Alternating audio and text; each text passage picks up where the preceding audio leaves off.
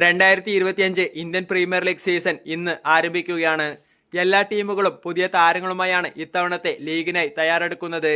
ഈ സാഹചര്യത്തിൽ 2025 IPLന്റെ പ്ലേ ഓഫിൽ ഇടം കണ്ടെത്താൻ സാധ്യതയുള്ള 4 ടീമുകളെ തെരഞ്ഞെടുത്തിരിക്കുകയാണ് മുൻ ക്രിക്കറ്റർമാർ. Virender Sehwag, Michael Vaughan, Adam Gilchrist തുടങ്ങിയ താരങ്ങളാണ് ഇത്തവണത്തെ IPLലെ 4 പ്രധാന ടീമുകളെ തെരഞ്ഞെടുത്തിരിക്കുന്നത്.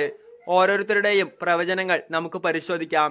ഇന്ത്യയുടെ മുൻതാരം വീരേന്ദർ സെവാഗിന്റെ പ്രവചനമാണ് ഇതിൽ പ്രധാനപ്പെട്ടത്.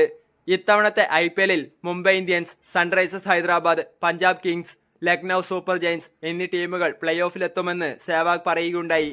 എന്നാൽ ലീഗിലെ പ്രധാന ടീമുകളിലൊന്നായ Chennai Super Kings play off കാണില്ല എന്നാണ് സെവാഗിന്റെ പ്രവചനം.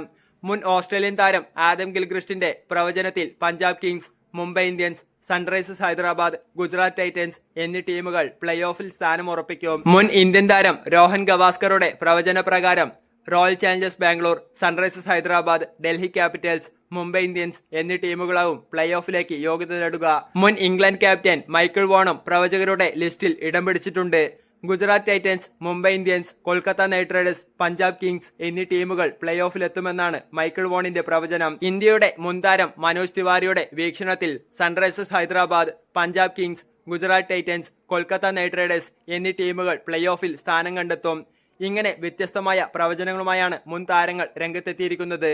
ഇതിൽ പല താരങ്ങളും ചെന്നൈ സൂപ്പർ കിങ്സിനെയും റോയൽ ചാലഞ്ചേഴ്സ് ബാംഗ്ലൂരിനെയും പ്ലേ ഓഫിൽ പ്രതീക്ഷിക്കുന്നില്ല എന്നതാണ് ഞെട്ടിപ്പിക്കുന്ന വസ്തുത.